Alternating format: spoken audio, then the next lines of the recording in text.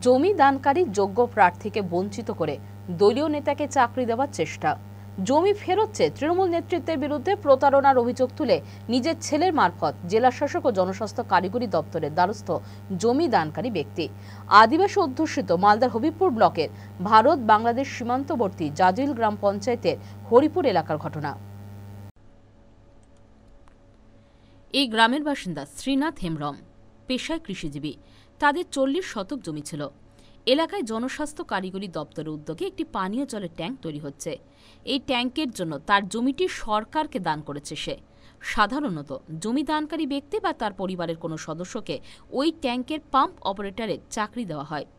জনস্বাস্থ্য কারিগরি দপ্তরের আধিকারিকরা যখন তার কাছে এসেছিলেন সে সময় উপস্থিত ছিলেন হবিবপুর ব্লক তৃণমূল কংগ্রেস সভাপতি কিষ্টু মুর্মু।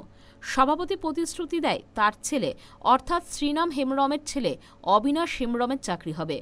কিন্তু পরবর্তী সময় দেখা যাচ্ছে ওই পাম্প অপারেটরের চাকরির জন্য এলাকার জেলা পরিষদ সদস্য যে নামটি সুপারিশ করেছে তা খোদ ব্লক সভাপতির নাম।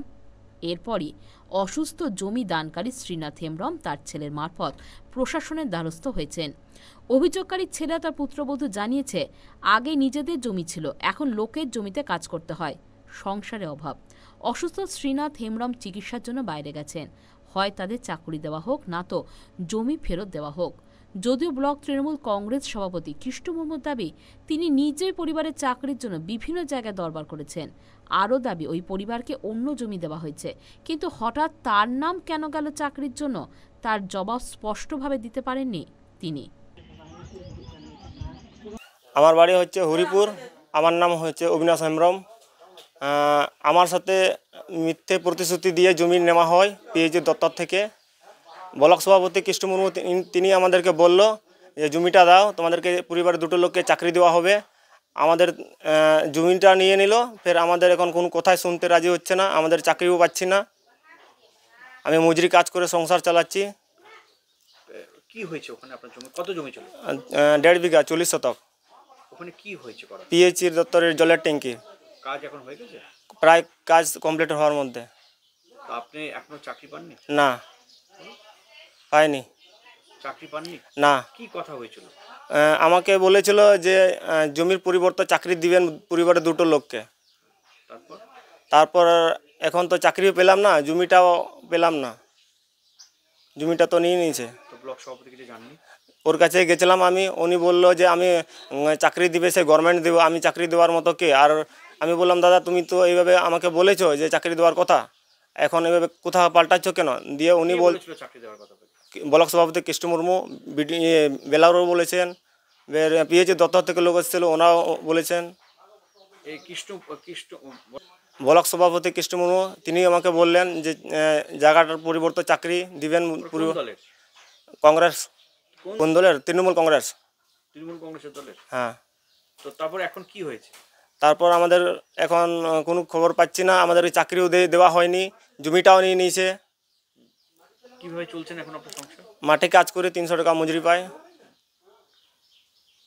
জমি ছিল, সেই জমিতে ট্যাঙ্কি বসানো হয়েছে, তো আমাদের সেই জমিটাই ছিল সেটা কেড়ে নিল। কাজ দিবে বলে আমাদেরকে কাজ দেওয়া হোক, না হলে জমি ফেরত দেওয়া হোক। এখন সংসার চালাচ্ছেন কিভাবে? মাঠে কাজ করে, আমার স্বামী কাজ করছে, মাঠে কাজ করে সংসার চালাচ্ছি। আগে তো আপনাদের নিজস্ব জমি ছিল। হ্যাঁ, ওটা তো ওই ট্যাঙ্কি বসালো না, সেই কারণে। আর এখন তার সংসারে অভাব হচ্ছে। হ্যাঁ। কি রোজগার কমে গেছে স্বামীর? কি হয়েছে? সমস্যা কি হচ্ছে সংসার চালাতে গেলে? টাকা পয়সার অভাব হচ্ছে? কি হচ্ছে? পয়সা নাই, তাই জন্য মাঠে কাজ করা হচ্ছে। অন্যের কাছে গিয়ে কাজ করতে হচ্ছে। আপনিও করছেন? হ্যাঁ, আমিও করছি, কাজে করছি, মাঠে কাজ করছি। কি উনি আবেদন করেছিলেন বলতে একজন, উনি আমাদের ব্লক প্রেসিডেন্ট হিসেবে উনি আমাদের জেলা পরিষদে গেছিলেন, সেখানে আমাদের সভাধিপতির রেকমেন্ডের প্রয়োজন ছিল। তো সেখানে আমাদের জেলা পরিষদ থেকে বলা হয়েছিল যে যেসব এলাকায় আমাদের বিধায়ক নেই সেই সব এলাকায় আমাদের জেলা পরিষদ মেম্বাররা রেকমেন্ড করে দিবে। সেই হিসেবে আমি এলাকার একজন জেলা পরিষদের কর্মাধ্যক্ষ হিসেবে আমি ওনার নাম সেখানে রেকমেন্ড করেছিলাম, কিন্তু সেখানে এখন পর্যন্ত পিএইচি দপ্তরে কাউকে নিয়োগ করা হয়নি। বলছি ওখানে আরেকজন আদিবাসী তিনি অভিযোগ করছেন জমিটি তার ছিল, তাকে চাকরি না দিয়ে কিষ্টু মুর্মুর নাম আবেদন করে দেওয়া হলো, শাসক দলের বলি আবেদন করে দেওয়া হলো, কি বলবেন? না, সেখানে শাসক দলের বলে কিছুই নেই, সেখানে তো কাউকে নিয়োগ করা হয়নি এখন অবধি। সেখানে নিয়োগ পরবর্তীতে নিশ্চয়ই পিএইচই দপ্তর করবে। যে আমার নামে অভিযোগ হয়েছে, সর্বপ্রথমে বলবো অভিযোগটাই ভিত্তিহীন, এটা মিথ্যা। কারণ শ্রীনাথ হেমব্রমের যে জমিতে পিএইচই বসানো হয়েছে, এটা সম্পূর্ণ জনকল্যাণ কারিগরি দপ্তরের তরফ থেকে সেটা বসানো হয়েছে, এবং সেই দপ্তরে কাকে কাজ দিবে না দিবে এটা সম্পূর্ণ ডিপার্টমেন্ট জানবে। এখানে আমার জানার কথা নয়, এবং এখানে আমাকে ফালতু ফালতু মিথ্যা এটাতে জড়ানো হচ্ছে। এখানে আমার তো কোনো ভূমিকা নাই। তৎকালীন তখন বসানোর সময় পিএইচই কাজের সময় বিডিও সাহেব, জয়েন্ট বিডিও সাহেব, বিএলআরও, আমার মিসেস সেই সময় প্রধান ছিলেন।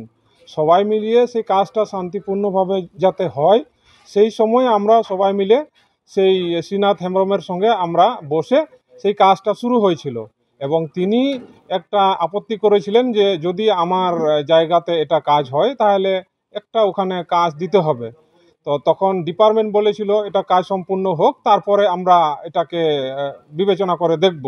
কিন্তু এইটুকুটা সত্যি যে ওই জায়গার পরিবর্তে তাকে তার পেছনে 2 বিঘারও বেশি জায়গা বিএলআরওর তরফ থেকে বা সবাই মিলিয়ে প্রশাসনিক সবাই ওকে চাষ করার জন্য দিয়েছে। বর্তমানে সেই জমিটা কিন্তু চাষ করে।